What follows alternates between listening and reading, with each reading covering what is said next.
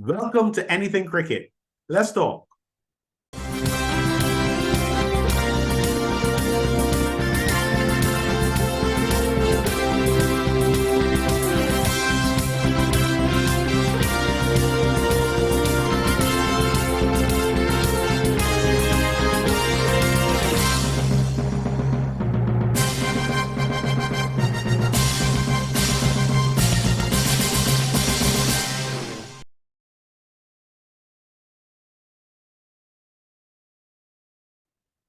Well, the series is locked 1-1, and as they come to Kensington, great anticipation, the expectation of some very good cricket.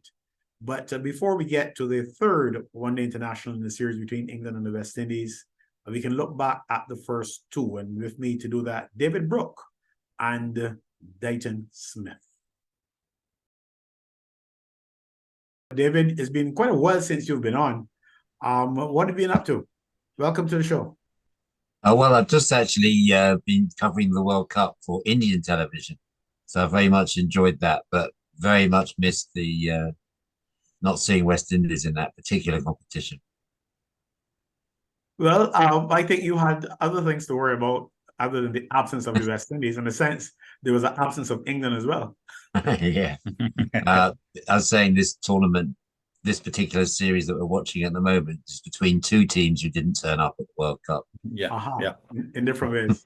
Yes. Well, so now these two teams that didn't turn up are having their own mini World Cup, if you will. And we've had two matches so far. It's 1-1. What are your thoughts, David? Well, it's nicely set up for Barbados for the series finale. England showed their lack of preparation in the first match, didn't they? Particularly on the bowling side. And for West Indies, it's not been the horror show that perhaps a lot of home fans were expecting or considering, with all the arguments about team selection. There's probably been a lot of positives. The world is reminded of the prowess of Shai Hope and just how good a player he is. And I think there's been some pleasant surprises today with Rutherford. The first match, the bowling of Moti, perhaps people who hadn't heard of him. Thomas looks improved. So, and Athena's in the first. So I think there's some encouraging signs for West Indies, and England will be mightily relieved to see that Josh Butler's come back into some sort of form. He looks as good as ever today. So it's set up for a good series finale in Barbados, isn't it? Yeah, I mean, when we last spoke, not on the show, otherwise, you were concerned about the England bowling. Have they done anything to assure you that maybe things are not as bad as you feared? Well, England have been on a long losing run, so it had to, like all runs, whether winning or losing, it has to end sooner or later. I thought that Sam Curran bounced back well today because the English media have been writing him off over the last 2 days. So he did well to bounce back. I don't think there's, I think Rian Ahmed's been tremendously impressive. England haven't missed Adil Rashid or Moeen Ali because they've been able to turn to Rian Ahmed. And for a 19-year-old, I mean, his whole stature and the way he's been playing, exceptional. It's really stood out for the bowlers of both teams. So I think that there's some welcome signs that England are coming back into some sort of form. They couldn't stay out of form forever. And they've had a nasty wake-up call in the first ODI when their bowling did go to pieces at the end, didn't it? With that partnership between Shepherd and Hope. But it seemed like things were returning to some semblance of normal England form. They've had a long losing run and, absolutely terrible tournament. And this is make or break for the captain and the coach about riding on this series. So I think England's performance in the World Cup has set up this series nicely because it suddenly, turned it into a great deal of interest for England supporters who want to see whether this leadership team can survive as long as the next World Cup in West Indies. Well, Deighton, welcome again. I know you were very excited after the performance of the West Indies in the first match of the three-match series. I don't know if the defeat in the second game has cooled you down a bit. What's your take on things so far? Well, it hasn't surprised me what happened today, and I'll tell you why a little later. But first of all, let me tell you why I was excited the first day. I was concerned that after England's performance in the World Cup, that we would approach the game in the wrong way. I knew that England was going to be a challenge, especially on these wickets here. And as badly as they batted in England in the World Cup, I did not expect that here. And I was hoping that we didn't turn up expecting it also. Clearly we didn't.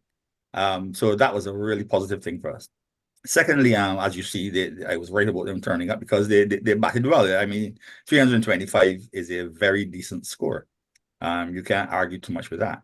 The only thing the English might argue about is that there were some players who were going well and didn't go on. When you get to the highest level, the ultimate thing is to see your players, at least one of them going on to get 100, and then that 325 might have been 350. But nonetheless, 325 was a good batting performance. Now, on our side, I was extremely pleased to see how we approached it. You've been following West Indies cricket long enough to know that we have done poorly in one-day cricket because our approach to one-day cricket has tended to be block and bash. And there was no in between. But I was really impressed with the two openers and the way they approached it. One of them, a young man now making his way in national cricket. The other one returning after a long absence. And his touch wasn't there, and you could see that. But he did not give it away. And I think that was very positive, the way they hung in there and were determined not to lose wickets. As you know, in one-day cricket, the real basis for a good run chase is to have wickets in hand when you pass that 25th over. If you have a lot of wickets in hand, you can dictate the game. And I think our finish was great. Shea was brilliant.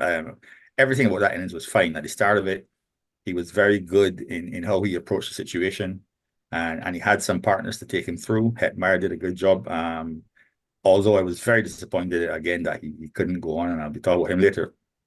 But then, of course, the partnership between Hope and Shepherd was brilliant, absolutely brilliant. I think that won the game. Now, in terms of today, I was particularly interested in this game because, as you would know, Philip, because I know you follow West Indies cricket, it has been a number of years since we have put together consecutive good batting performances. I honestly do not recall the last time we've batted well in 2 consecutive games. And so today was not a great surprise to me. And I want to look at this in terms of, are we seriously preparing for the next World Cup? Because if we are, we have to address that. We have to say, what do we do to get more consistency? Because that's where the problem is.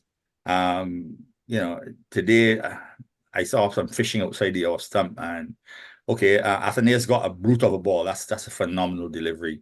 That happens in cricket. Nothing you can do about that. But there was a few others, and for instance, right after that partnership with Rutherford and Hope, where they'd set the game up again now to push on, nothing happened after it. So I wasn't surprised at the batting performance, but I'm eagerly looking forward to see how we deal with that issue of getting our batsmen to be a lot more consistent in their production of runs.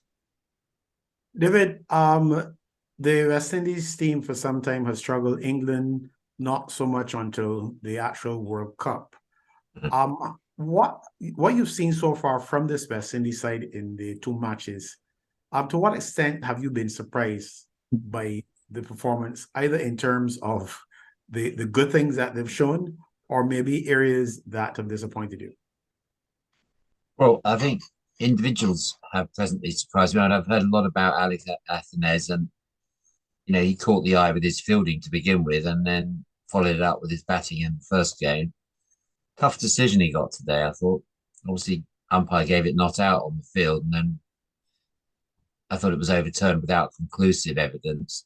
But yeah, he's been he's looked very good.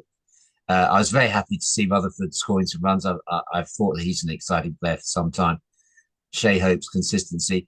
Shane Thomas has improved dramatically since we saw him last in 2019. And Moti, I've been looking forward to seeing him. After his introduction to Test cricket, he looks quality and spinning the ball a long way. So all that's good. Very. I think there's a question mark over the West Indies number 3, Kesey Carty. I mean, given the furore over the exclusion of Darren Bravo, who might have occupied that position, Carty doesn't look like he quite belongs at this level at the moment. He's played 16 or 17 ODIs. I think it looks like he's still playing his first or second. But that would be my disappointment in that top order. The rest of it, I mean, I'd like to see Brown and King get some runs in the third ODI.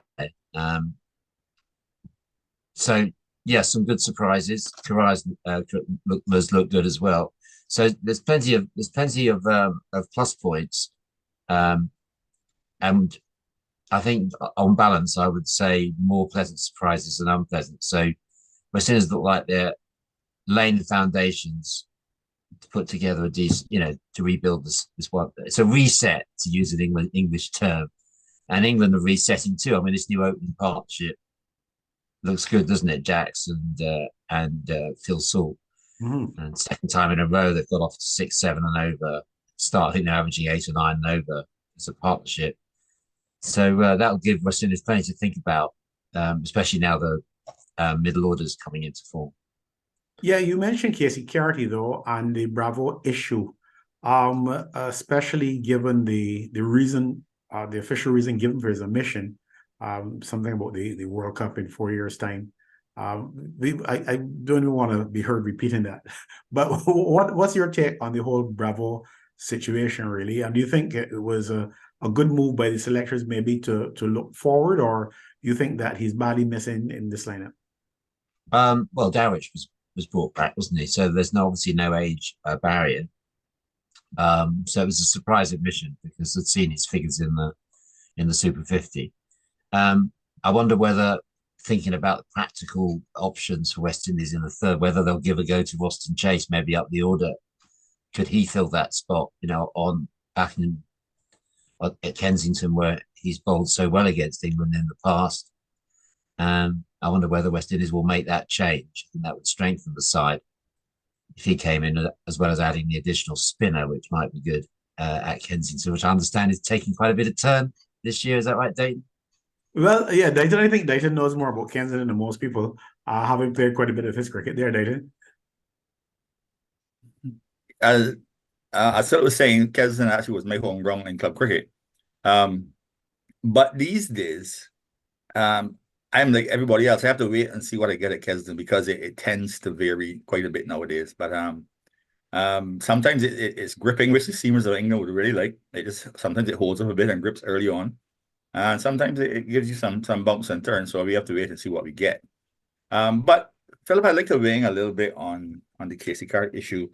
And there are 2 points I really want to explore about that. And here's what it is. First of all, without getting deeply into the selection furor, the reality is we lack depth in terms of our resources in the Caribbean. Because if you don't play a Bravo and you decide you're going to play a Carty, fine. And after that, you have to ask yourself, who else put their hand up recently to say, I've been consistently performing for a long time? The only person I can think of in that whole Super 50 tournament that was consistent throughout was Justin Graves, who has done well in the last few seasons. He played for the Wingers the previous year, and he did well, and he committed. But that is a matter that we have to address when we are talking about preparing for a World Cup in the future, because you cannot survive on those resources. Let's say we get past elections. Suppose Darren Bravo is hurt. Suppose Casey Carty gets injured. You see the problem we're faced with here. The depth of resources is not there, and we have to. The good news about that is that in recent times, I've seen some good products coming out of the academy. Obviously, they're not finished products, but I've seen some really good things coming there in the CCC team, which David might not have been familiar with this year. But there's a guy called Jeremiah. Jeremiah is his surname, I think, and batted beautifully in one innings. We have Johnson from Jamaica, a very talented young prospect. Of course, you have Athanaze. But this is the second point I want to make. It's about, we keep saying about players who don't fill the bill. And this has been going on for 15, 20 years. So here's my thing, Philip. If we have players who we keep trying and eventually they're not making it, that tells me one of a few things. Either we're trying the wrong people because they don't have it to begin with, or B, we're not giving them a long enough run with enough guidance, or C, there is something wrong with our coaching. And I think we have a bit of all three of those going. There are some players I think needed a longer run. There are some players who I see making the same mistake over extended period, I mean, year after year. And I do not understand how we have such a coaching setup at West Indies level. We have coaching setups at franchise levels, and nobody looks at these guys and says, we have an issue. Now, I personally love Casey Carty, but I agree with David. He's not ready for international one-day cricket yet. And the reason is his strike rate is not good enough. And when I talk about strike rate, I'm not talking about boundaries like some people do. I'm saying his ability to turn over the strike needs to be improved. You need to be able to get some balls off the square and get singles and get twos. That once you're scoring, it doesn't have to be boundaries. Once you keep taking over the score and getting other people on strike who might be able to hit boundaries, fine. And he's not doing it well enough at the moment.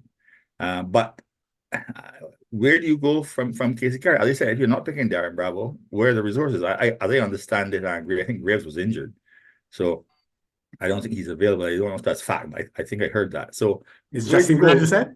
Yes. Justin Graves is injured. He got injured in I think it was the last game. Right. So you see the problem with the depth of resources. Now, I'll tell you an interesting selection that I haven't heard much talk about. I watched Shamron throughout that series. He made one score over 50. I think his next best score was 24, and all the rest were probably under 10. Is that good preparation for an international series? I mean, nobody seemed to question the fact that we picked him, but we questioned other people. And the truth is, I was not surprised at what I saw of him in the two matches so far. The first game, he was doing a good job of rebuilding, but I've been watching him recently, and he's not batting for lengthy periods.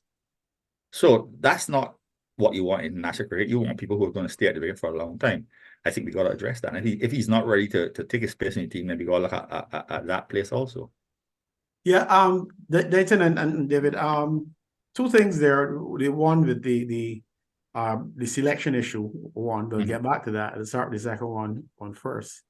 The last point you made about Shamron Hetmyer, we go back a couple of years, and Shamron Hetmyer's exclusion from the West Indies team initially, some years back, was more on the basis of yo-yo tests and things of that nature. Yeah. Apparently, the franchises around the world didn't have an issue, and he has. I think it's fair to say he has served them well, because that's a very hard, a hard bit of cricket to play, in the sense that you got to perform. I mean, yes, you do. You've got to perform, and when you don't perform, no matter how good you were when you were on top, if you're not performing, they don't want you. So I would have to say that he's served them satisfactorily. Now he's back, not for the first time with the West Indies, and not performing even as good as he was when he was supposedly not fit. I think the handling of Shamron Hetmyer, and I know people will say there are other issues. The handling of Shamron Hetmyer, to my mind, was inadequate. And I think we've got a player who is not as effective as he was when he was supposed to be unfit. People will say, yes, they said that there are other issues. But, if the management of sportsmen was supposed to be easy, I don't think universities would offer courses in sports management and things of that nature. So when you tell me that somebody's not easy to manage and there are other issues, you're virtually saying to me that you are incompetent to deal with those matters. In terms of the selection issue, I think that is all part of the cultural reality of the Caribbean. What do I mean by that? You spend maybe as much time in cricket discussions, whether it be in chats, in a barbershop or other places where people socialize, probably as much as I do. And I don't think you would disagree that if I just put a number with the sky, about 80 to 90% of the discussion is about team selection. Yes. And we argue over the guy who has an average of 30 and the guy who has an average of 29.5. And, we get very personal. We get all upset. Some people stop speaking to each other because they're a guy in one of our neighboring islands got really upset with some guys in the chat when Athenaeus wasn't selected for South Africa some months back. The things that were said on both sides, and why am I going on with that? Because it seems to me as though that's all we're capable of discussing. And since the selectors and all the people around cricket are, or most of them rather, are come out of the same Caribbean society, I am beginning to wonder the same thing you're concerned about. Do we really have the capacity to develop players? Do we know what we're doing, or can we only discuss trivia?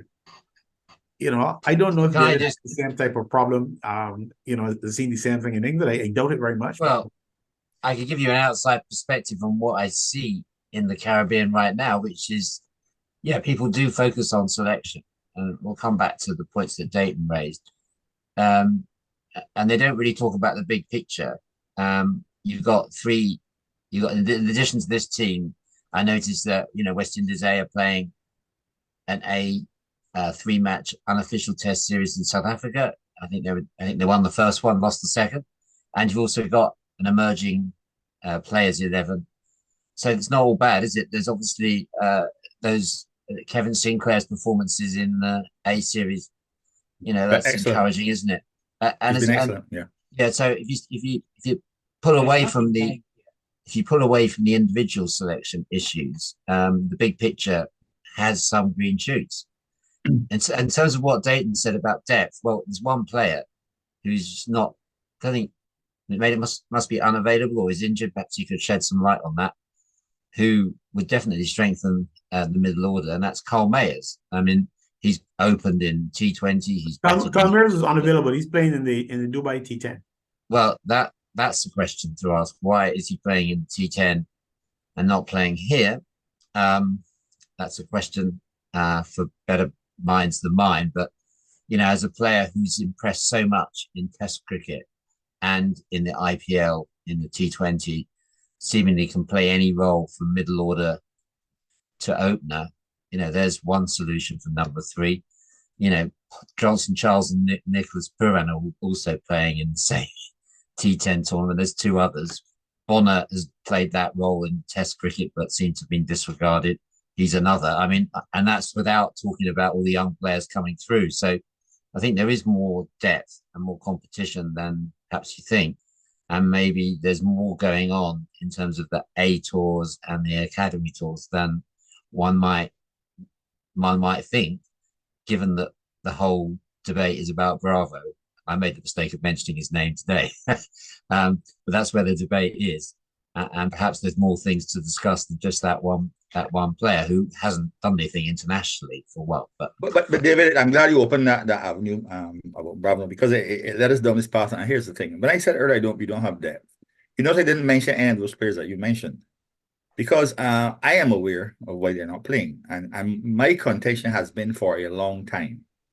We must find another playing 11, a second playing 11 that's good enough to play in that cricket. Because go back as long as you like, David, you see in the sense about what, last 10, 15 years, all of our best players tend to turn up around World Cups.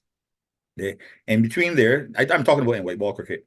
They go off and they make their T20 money and their T10 money, and then when it's close to a World Cup, they turn up. And I think that's a huge problem for a number of reasons. First thing is, and I keep telling people this, David, and I like your view on it. I keep telling people, IPL and those T20 leagues is not international cricket. It is not the same level. So you play at the IPL level, and then suddenly you come into a World Cup with the best players in the world playing, and you struggle. Not that you don't have the talent to do it, but you haven't prepared yourself for it because you've been playing at a lower level for a long time. So what I'm saying is we must have enough players who are not in the T20 leagues who are good enough to take us to the finals. And I'll say one more thing on that. For years now, we've been saying we're rebuilding, but we keep struggling to qualify for these tournaments. And I'm saying there must be a balance between rebuilding and winning games so that you qualify for these tournaments.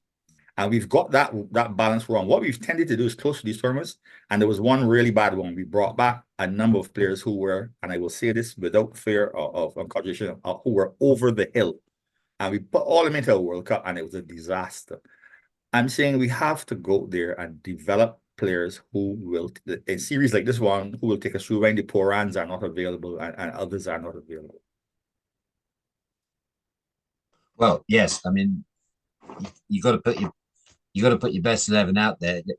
You came close to saying you need a second 11, and in most cricket, second 11 would not be as good as the first 11. And is there enough depth of talent, to support a second 11? Can West Indies get guaranteed, in a series like this one, what would it take to get some more of those players representing West Indies? I mean, Carl Mayer's he's done a lot for West Indies in the last 2 or 3 years. He's been pretty much ever present in all formats, and so you can probably absolve him from this. Yeah, Puran wants to concentrate on T20 because there's a World Cup coming up. Yeah, one understands that, but yeah, West Indies are hit by this problem more than other countries because the disparity between the big bucks of the franchises and central contracts would be that much greater than the more lucrative central contracts. I mean, the only player in England to have jumped out of a central contract recently, Jason Roy, and he decided to concentrate on franchise. He went over to the States and missed out playing for England. Hasn't got back in to the team. But I do agree with your central point, Dave, which is if you just play the franchise circuit, you're not going to dominate in an international World Cup. And we've just seen a World Cup where the players who were just playing T20 franchises mainly didn't really shine. And even someone like Trent Boult wasn't as good as he was when he was playing international cricket. Absolutely. Very good example. Mm. And you know, he's a brilliant bowler, but he was not at his best in that World Cup. Yeah. No, you know, it's a difficult balancing act, and one hasn't got a magic wand for this. Exactly. But certainly, you know, Carl Mayers was turning into one of my favorite players to watch. But David, I think your example of Jason Roy is a good one because that illustrates the point I was trying to make. If we have enough people coming in to fill those spots, then players have to make a choice because sometimes they will not get back in simply because the players in there are performing well enough at that level. Yeah. And that's what we got. And that's where I'm saying we have to look at our development methods. I think some really good people are coming to the academy at the moment, but when I see them going to our international teams, and I don't see the development at all. You mentioned Bonner earlier. Bonner developed a problem with the short ball, and I haven't seen it fixed. In my ideal world, because I think Bonner is a good test player in terms of his mental approach, his attitude, etc. But if he has a short ball problem, you know how it goes these days, David. Everyone's going to watch it on video, and they're going to give him a barrage of bouncers. So when he comes back into the international game, he has to be ready for that, and he has to be able to deal with it. And I'm just using Bonner as an example, but we've had a number of examples like that where the players keep coming back to the national level. They keep having the same problem they had last series. And I wonder, what are we doing when these guys are not, when they've left a series? What are we doing to make them better? That's high performance coaching, Deighton. High performance coaching in the true sense of the word. If you look at other sports, and let's look at a sport that you love, let's say track and field. And of course, the detractors will say it's different. Well, no two things in life are identical, except maybe even identical twins, you can tell a difference between them most times. So I'm not trying to say that it's exactly the same thing, but we try to make out as though things are rocket science. It's not rocket science. If you are prepared, I don't care how well prepared you are, when you are unleashed on the international scene, in this day and age with technology around, since no one is perfect, your weaknesses will be discovered. Absolutely. And good teams will make you miserable because of those weaknesses. This is where the type of high performance coaching I'm talking about comes in. You look at a runner, a top runner, you name the top runners, you can name them. I know you have your track and field. And all of them have coaches, and coaches who keep pushing them, keep working on their weaknesses, keep trying to get them even better. What we seem to do in cricket is that we are blaming the junior coaches. We're saying that our test guys and our international guys are failing because they weren't coached properly at the junior level. Now, whether that's true or not is not relevant as far as I'm concerned. The point is, if a guy is going to play test cricket, let's look at a Ross and Chase. You can't tell me that Ross and Chase's coaching was so poor. If so, how did Ross and Chase score 5 test centuries in a relatively short time and also made a name for himself as a bowler, as an off spinner? If his coaching was that poor. But obviously, there are shortcomings, as there will be with everyone. And this is where we fall down. Well, I think the other thing, Phil. Sorry? I was going to say, just staying with cricket, the other big difference between England and West Indies is the amount of cricket you play in match practice.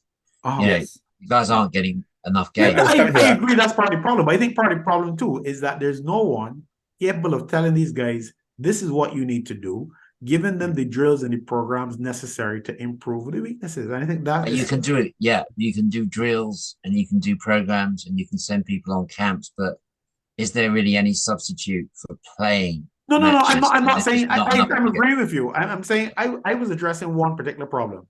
That is the lack of what they call high performance coaching. That is a person who can look at an elite player, okay, and try to help that elite player, even if he's not struggling, try to help that elite player improve. And if he's struggling, try to help him deal with the issues that are troubling him. That's the area that I chose to deal with. But you're quite right. Obviously, and in fact, I'll show you how right you are, David. All this yo-yo thing, okay? And if I say that, if I ask you what yo-yo test Gary Sobers did, or call some other names from that era, people will tell me all sorts of things. The cricket is different and so on. Yes, the cricket is different. But it's not only cricket on the field that's different. You know what's different? Deighton Smith played cricket nearly every day at lunchtime and probably got some lashes for playing cricket after school or coming home when he should be home at some point in time. Right or wrong, Deighton? Correct. Yeah. So what I'm saying is, I'm not saying that you don't run laps and you don't go in the gym. I'm not saying that. But those things, I call that gravy. Your cricket fitness should primarily come from playing cricket. The problem is that guys only play cricket now when they're being paid handsomely. We have guys who come back to the Caribbean, all right, from West Indies duty or from franchise cricket, and either go and play golf or go and I don't know what they're doing. Some don't even come to the ground to support the club team. And that is where you are going to, that's going to help you work on your weaknesses, because Dayton, you know this, and David, you know this. If you have a weakness and you're trying to make an adjustment, and every time you go to bat, you're facing the bowler of a quality of a Trent Bolt, then he's in form. It is going to be very difficult to make the adjustments necessary, because anytime that you are adding something to your game, it takes a while for the muscle it takes a while. I agree. to kick in. So the best opportunity to cement that new skill or that new approach is at a level where you are virtually above that level, where you're not under pressure, because even if you do get out, nobody expects you to bat a whole day in an elite division. You're talking about club cricket. I'm talking about club cricket, yeah. I'm saying that club, we don't have enough first class cricket to use that in that way. No, but I suppose that was my point. From what, around March, April down to December. And in fact, there are people who come from other Caribbean countries to play in it. But some of the players who live here in Barbados who are playing international cricket and franchise cricket, when they're not playing at that level, it's like they don't even remember which club they're supposed to play for. And I think they're doing themselves an injustice. Okay, I'm going to modify my view, which is not enough first-class cricket. Not enough David, I'm not disagreeing with you in any way, shape, or form. I'm saying that in the absence of enough first-class cricket, you do what you have. Which is better? You don't have first-class cricket, so you sit at home and watch television, or you go and find a club game, where you can work. As long as you're playing that club game with a purpose. But it's going backwards, isn't it? As I see it, it's going backwards in that number about first-class cricket has gone backwards, the amount of it. No, I agree with you. We're on the same page where that's concerned. Yeah. We are on the same page. Let me intervene here, because I'm really glad you used the example of track and field.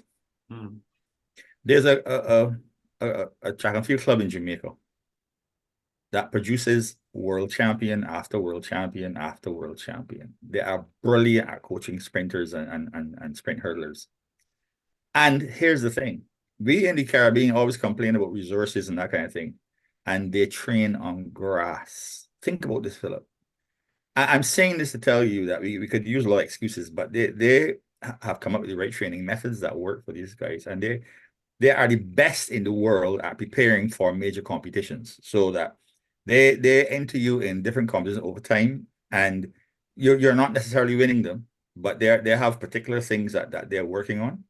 And every athlete they produce, when they turn out at a world championship or Olympics, they are peaking.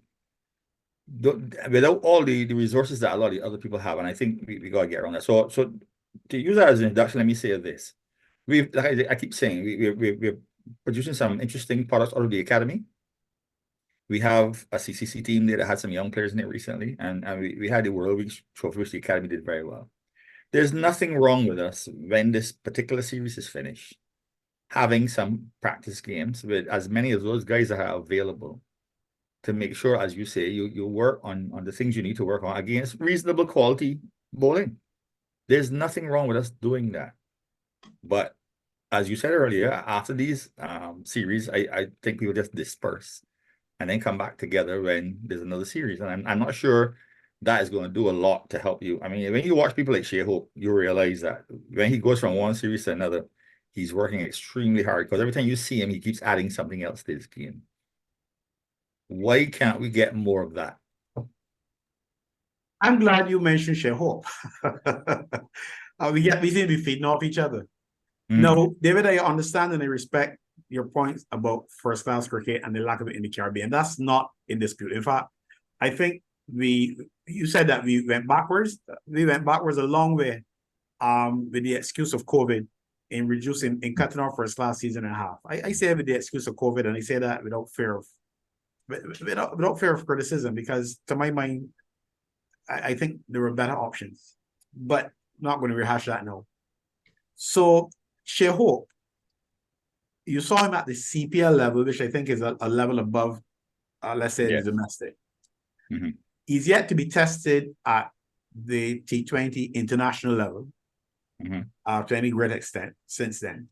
But we've seen how he's batted now, and we know what his strike rate has been in one internationals. Compare that with what we've seen in these two matches so far. I saw this happening on the first division fields or elite fields in Barbados earlier this year. Yep. Shea Hope, David. Yes, he played for his club, Pickwick, in the T20 competition. And that guy, it was as though he had found a new enemy in a cricket ball and anybody bowling it. And that guy finished games. There were scores of 100 and a little bit and so on that they were chasing and knocking them off in 7 and 8 overs. And Shea Hope, ridiculous figures, David. And I saw the approach. It wasn't simply that fellas were bowling badly because they were bowling at the other players too. To my mind, I saw what seemed to me to be a plan on the part of Shea Hope to improve his attacking cricket. I don't know if Deighton saw much of that competition. So what he did in the CPL and what he's done so far in terms of his positive way of playing is no surprise to me. And I believe that the domestic cricket he played in Barbados would have been part of that process. But does that domestic structure exist on any other island other than Barbados? I understand cricket in Jamaica is really struggling, and you know, you're blessed in Barbados with the great club structure. Yeah. Does that exist David, the only comparable club structures in Trinidad. Yeah. Yeah. But the players who come here and play cricket, not enough in my view. Not enough in my view. Sorry, not enough in my view. More of them should come, and a lot of them come from Trinidad. I mean, but I think everybody would benefit. I think our league would be better, and the players who come up would improve. In fact, Hossein, who is now has done a very good job for West Indies. Some seasons back, he came and played in our first division competition, and I think it was 3 consecutive 6-wicket hauls or something like that. He was phenomenal with the ball, you know, and he took off from there. So yes, David, we need more first-class cricket, but just like the athletes in Jamaica, I don't think that the coach would refuse if somebody decided to gift him a stadium to train his athletes in all the best facilities in the world. I don't think he would be upset about that. But he doesn't have that, so he trains them on grass. You don't have enough first-class cricket, so play some club cricket.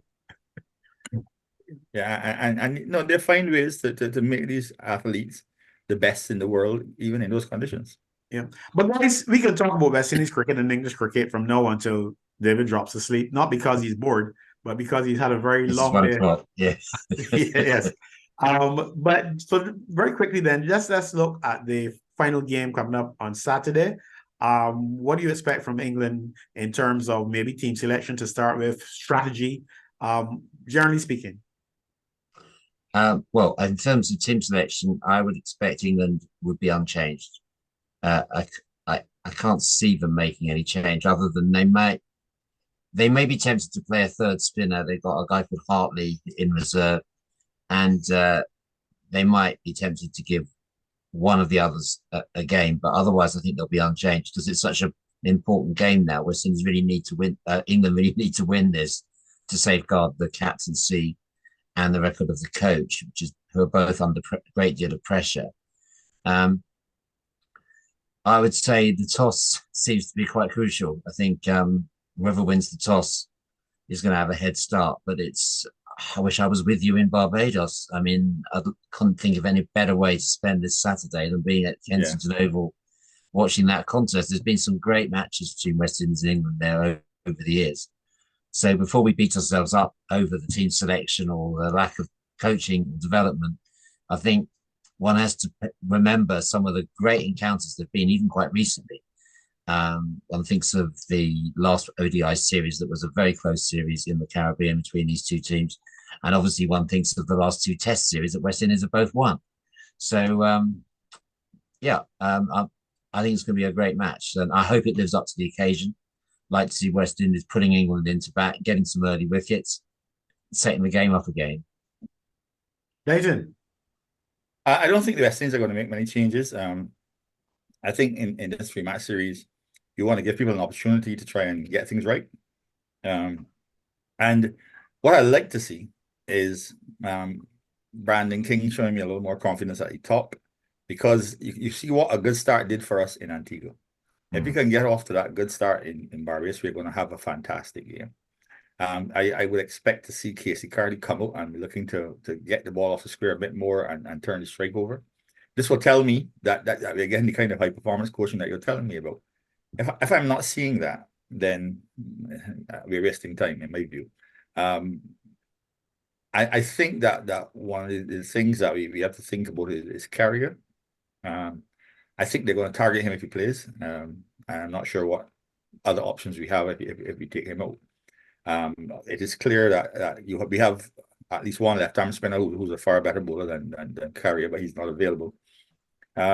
So I think we have to work with what we have, and I just want to see a little bit of adjustments made in those areas that I talked about, and I think we can have a very competitive game. Thanks to you, Deighton. Thanks to David. And we certainly look forward to the battle on Saturday.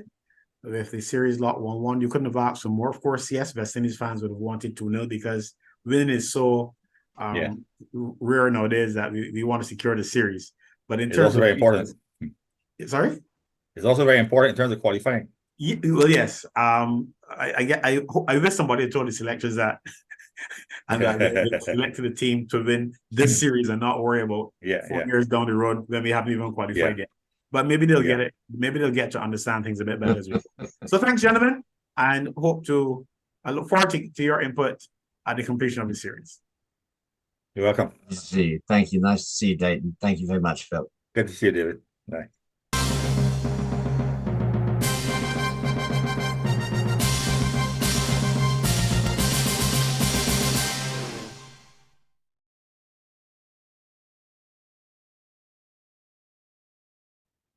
Well, look who I caught up with, the former Spartan left arm seamer Carlisle Stuart, who spends more time in England and has been spending more time in England than anywhere else over the past few decades, but is here in Barbados now and eager to share his thoughts on the fortunes of the West Indies and England in the current series. Carlisle Stuart, it's been a while. Not necessarily seen each other for quite some time, but I know that you're still pretty much taken up with your cricket, and you have been following the series between West Indies and England, two teams that have struggled in recent times. West Indies for a number of years, England as recent as the World Cup. So we've got virtually a bottom of the table clash, if you want to call it that. And what are your thoughts so far? First of all, tell us what you've been doing for the last 2 years. The last 3 years, I've been still living in the UK. Right now, I'm in the process of going into my final year, doing my bachelor degree in business management, which I should complete next year. But besides that, sometimes taking some cricket in the UK, traveling around different cities, Leicester, Durham, especially when West Indies tour, wherever they play, I go. So much more still follow, although we're not doing too well of late, but still can't give up. Just give the guys as much support as you can. So, yeah, so the current series between West Indies and England, how has it been? What is your take on it so far? My take on it is that you have coming into a series where you have a young squad, and basically you have to find your feet. All it is getting the guys to perform to their best ability. But I think the more concern for me is the form of players. You can't rely on one person to really carry a team. So we have a young young and experienced opening batting lineup. Then we have not so experienced as a number 3 in Carty. But then most of the shoulder of the batting is down to Hope. I think we need to have more support in there, or guys standing up and holding a hand up, and looking to perform. We can't rely on Hope to just do all the work. But I think for me, it's looking at our bowling, the strength in our bowling, and I don't really see that. I would say we have a lineup that can really push back England, although they just come out a horrible World Cup. But it's how you utilize what you have, the tools you have to work with. But at the moment, me watching it, and you got Joseph, Shepherd, Thomas, and the 2 spinners. And I don't really see the consistent in the bowling. Even watching today, that consistent is not there. Joseph is going out more than 7, 8 over. I think what we should be looking at is if we can use Thomas, give him the new ball, give him the opportunity to perform his skill, with a harder new ball. I think he got the height, and I don't come bowling 4th change, may not necessarily be his strong point, but give him the new ball, let he have a go at salts and jacks. Okay. Do you think it's possible that maybe too much responsibility is being given to Joseph too soon? I mean, he's the vice captain of the team. Maybe a surprise decision that he was chosen to captain the Leewards, and then maybe an even bigger surprise that he was entrusted with the vice captaincy. Not to suggest that he is not a good option or a good leader, but given the fact that he's pretty much now catching himself and adjusting to really being impactful at international level, do you think he needed that extra responsibility? I deep down, I don't probably see Joseph as he can be a leader, but right now, I would want him to focus more on his bowling rather than entrusting him in the leadership. I mean, he can be a part of the leadership group, but the vice captain might be coming a bit too soon, in my opinion. And down the road, nothing's saying that he can't be a leader, but he would need more time. He need more time to galvanize in that position. Once he starts to find the consistency in his bowling, then there's ways around it to gradually ease him in in that role as a vice captain. I mean, he's still learning. You know, I mean, it's only his first year leading the Leaders, and not seeing a lot of his leadership skills on the playing area. That it's difficult to judge, you know, and I don't want to judge someone because the Leaders will have to see something and trust in his thinking and give him the position. I know me and Wendell Cornwall, we had a conversation about his leadership skill, you know, but you know, the feedback is he's learning, and it's all about getting people around him that senior people, but how much senior players that you have in the Leaders, a team that have not been performing good enough over the years to really see where that where he's going to get leadership skill from, who's going to, you know what I mean, show him the ropes, lead, you know, give him that pat on the back and say, look, Cappy, you need to do this or you need to do that.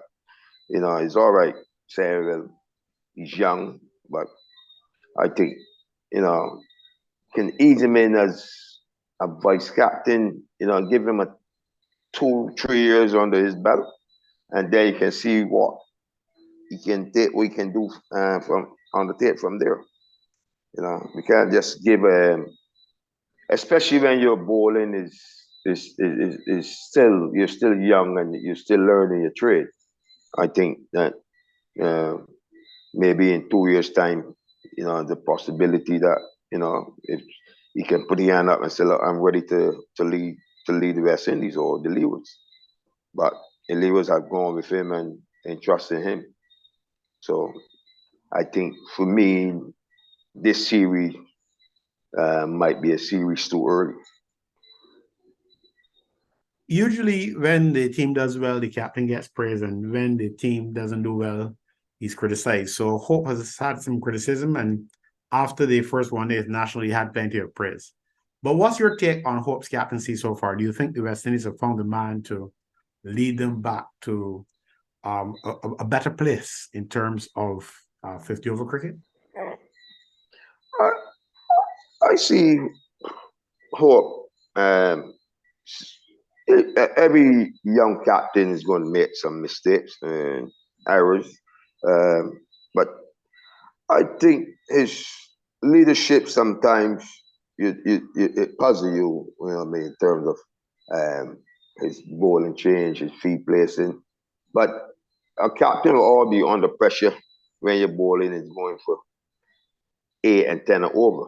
So it's how you're able to get the best out of your bowlers. Get your bowlers to probably bowl one side of the wicket, or, you know what I mean, come back that scoring rate. So he's going to be always under pressure with the attack we have.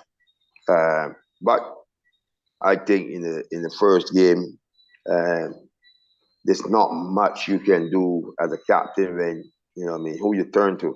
You know, I don't think we have the consistency in our spinners and the ability to tie down in and to hold a line. And that's the key in cricket.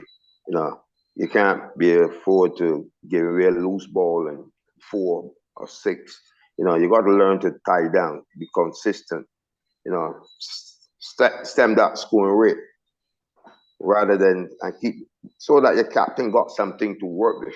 And if you don't have anything to work with, then it's always going to be question marks, you know what I mean, about his leadership quality. Call the series for me. England win on Saturday or West Indies?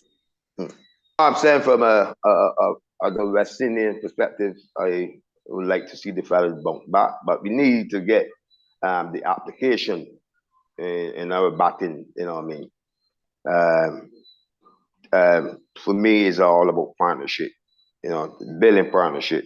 You know, you can't look at, you know what I mean, looking at scoring 6 and 7 or over. Because if you're losing wickets, you need to rebuild, and that means partnership. Mm. So my problem here is coming into Barbados. There's not a lot of cricket playing at the 3W at Kensington Oval, and how the wicket is going to play is another thing, you know. So it's all about what decisions the coaches and them make when they look at the wicket on Saturday. But I think we need to be playing more cricket at the Oval, you know, because unless we play cricket, we don't. It's an away match. It's an away match for both teams, in a sense. Yeah, exactly. Yeah. And my thing is, why are we not playing enough cricket at Kensington Oval? Well, that's a question that I suppose we'll have to direct that to those who can answer it for us. But Carlisle, thanks so much for sharing your thoughts. And hopefully I'll be able to catch up with you at the completion of the One Day International Series, or at least some point during the T20. Thanks again. Yeah.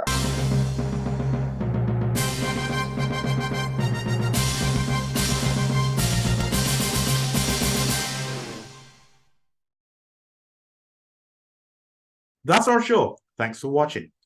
Join us again soon for another episode of Anything Cricket. Let's talk.